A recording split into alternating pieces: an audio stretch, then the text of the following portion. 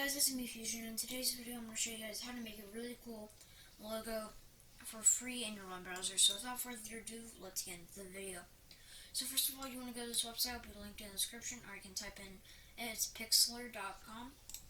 You're just going to go and click on Pixlr E. If you have photo editor, you're just going to click it. And you guys will see this. Now, as you guys can see, I actually used this to make my logo. This isn't actually the one that I'm using currently because I changed it up a little bit, but yeah, so to do this you want to click on create new, and the width and height, both, you want to have both of those at 800. Once you've done that, you can go and name your project whatever you want, so I'll just name it test, and you want to click on the web small one right here, and it should automatically preset this. If this changed to 600, just change it back to 800. Then you want to click create, and as you guys can see, you got like a little logo template. So now we're going to open up a new tab, and we're going to go to dafont.com, and this will also be linked in the description. And there's all these different ones. So for my logo, I used the modern section, so I'm going to go to modern, and I use the Vampire Wars. So we're just going to go and click download right here.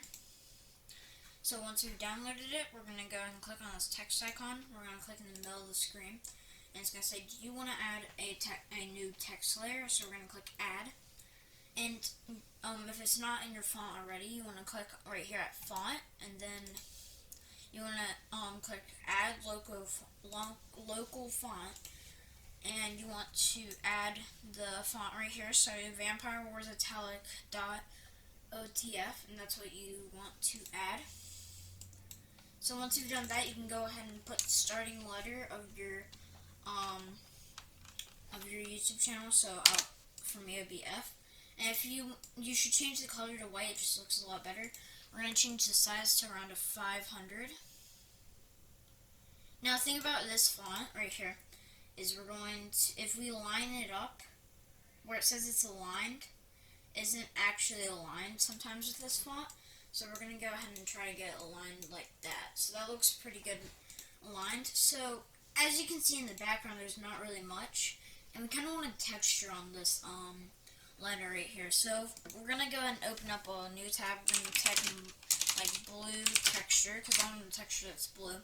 We're going to click on images, and once we're here, we're going to find the texture that we like. So I like this one, so we're going to right click it. We're going to click save image as, and we're just going to save it. So once it's been saved, we're going to go ahead and drag it to our image, and we're going to click add current. And as you can see, it's not big enough, so we're going to go and click this little icon right here. And actually, let me delete that because we don't need that. So we're going to go ahead and just resize it. Make sure we're on this tool so we can resize.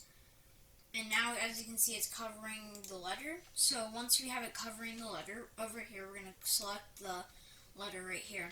And we're going to click this little magic wand tool, or wand select. We're going to click it, and then we're going to click in the middle. And you'll see it outlines our letter, and we're going to right click over here. We're going to click invert selection, or we can do Control I.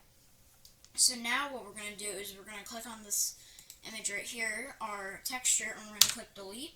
And as you can see, that texture is now on our letter. Now to get this stopped like this, we're just going to go and click the canvas tool, or it just looks like a canvas. So we're going to click over here, and it'll stop outlining it. So as you can see, if we zoom in, we can see that little outline right here. And we don't want that, so all we're going to have to do is just delete the letter. So we're just going to click on the letter over here, and we'll click the delete button on our keyboard.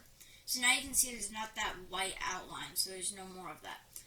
So now what we're going to do is, it looks pretty plain now, so we're going to get a background. So we're going to get like a galaxy background. So I'll find one real quick. So we want to make sure it's actually like good quality, because if it's not, it's going to look ugly. So we're just going to do save image as, and we're going to save it. We're going to do the same exact thing. We're going to drag it over here. We're going to click add current, and as you guys can see, we added our background. Now I know it looks a little bit bad, so we're going to go and make sure that we selected this right here. We're going to click on adjustments, and we're going to click hue and saturation, and we can go ahead and mess around with these a little bit. So I kind of like it around right here. It's actually just normal, so I'll do it like that. A little bit of saturation like that. We can change it to there.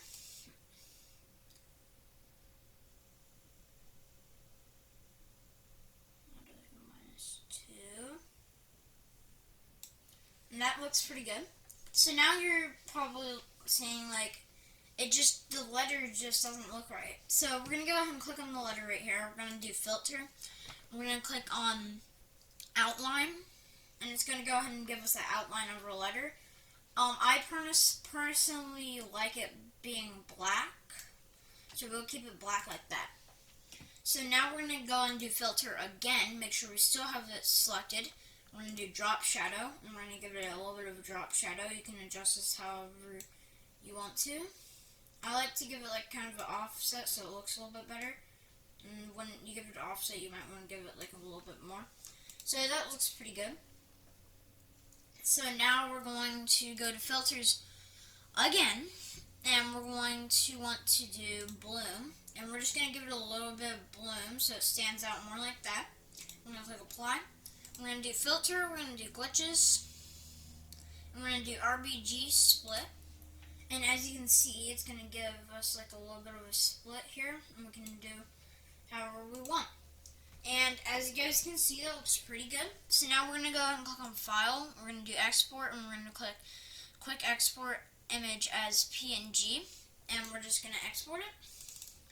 And as you guys can see, we made a cool looking logo, and now you guys know how to make a logo. So, if you guys enjoyed this video, make sure to leave a like and subscribe, and I'll see you guys in the next video.